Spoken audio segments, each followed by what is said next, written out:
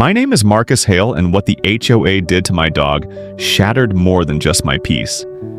It exposed something far uglier than I ever imagined. I live in a quiet neighborhood on the edge of Glendale.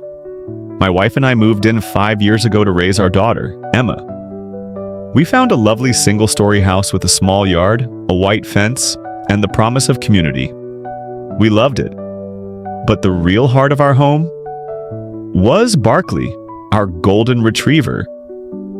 Barkley was more than a pet. He was family, loyal, gentle, and friendly to every soul he met. Emma grew up riding him like a pony, hugging him during storms, whispering secrets into his floppy ears.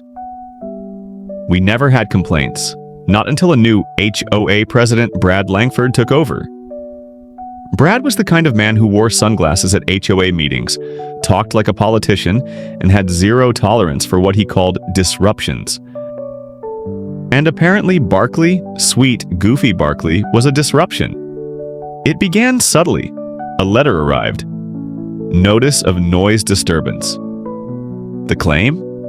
Barkley barked too much. We were confused. Barkley barked when someone knocked or when squirrels played in the trees. Normal dog things, but nothing excessive. Still, I took the letter seriously. We installed a bark monitor, bought training tools, even adjusted his schedule.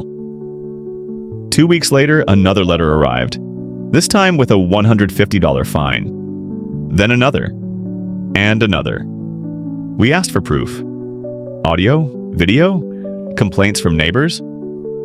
The HOA refused to provide names, citing privacy.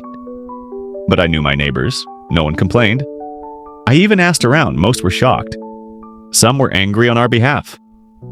Then came the worst blow. One Friday morning, I came home from dropping Emma at school to find an animal control van outside my house. And Barkley gone. The HOA had filed a complaint that he was a threat to the neighborhood's peace and had him removed. No notice, no hearing, no due process. My wife collapsed in tears. Emma came home and cried for hours. I called every number I could find, went to the shelter, and after arguing for hours, they finally let me see him, terrified and caged. I paid $300 to get him back, but something inside me snapped that day. Not just because they took my dog, because I realized this wasn't about Barkley. It was about power. And Brad Langford was hiding something. I stopped reacting emotionally. Instead, I started investigating. I requested copies of every HOA complaint filed in the past 2 years. I cross-checked names, timelines, violations. What I found made my blood run cold. Brad had targeted specific homeowners, mostly older residents, single mothers, and those who rarely attended HOA meetings. Repeated fines, lawsuits, threats of foreclosure. Then I discovered a line item in the budget labeled Community Maintenance Program. It looked harmless until I tracked the payments. Thousands of dollars were going to a private company called Silver Rock Services. I ran a search. Silver Rock was owned by, guess who? Brad Langford's cousin. Worse? There was no record of actual services provided. I brought this to my attorney, who connected me with a journalist from the local paper. They were interested but needed something more. So I gave them more. I attended the next HOA meeting, calm and respectful. I asked Brad directly about the complaints against Barkley. He smirked and said the board had the legal right to act in the neighborhood's best interest. I asked about Silver Rock Services. He dismissed it as routine maintenance. What Brad didn't know, I was wearing a mic, and 2 rows behind me sat the journalist, recording everything. The story broke 2 weeks later. HOA president linked to fake service company. Homeowner complaints silenced. The response was electric. Dozens of neighbors came forward with similar stories. Fake violations, escalating fines, threats of lien or foreclosure. Some had paid thousands.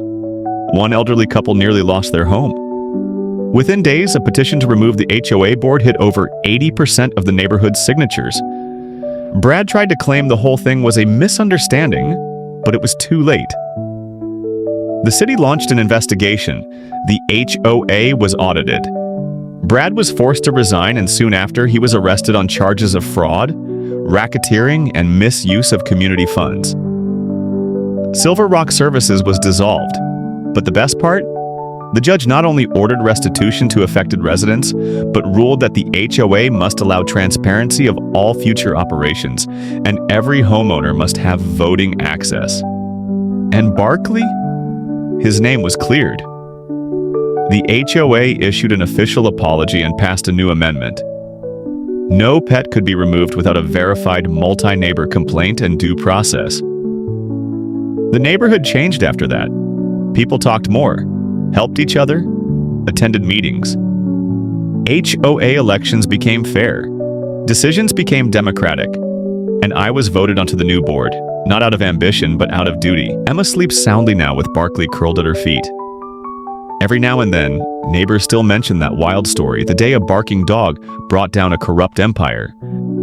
Silence is the seed of corruption. When no one speaks up, injustice thrives.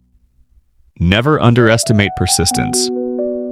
Calm, consistent action dismantles even the most arrogant tyrants.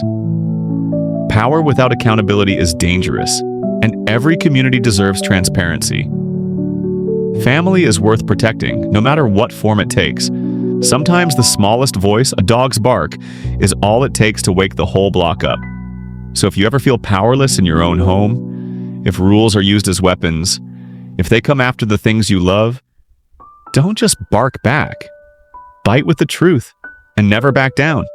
Because sometimes defending your dog might just save your entire neighborhood.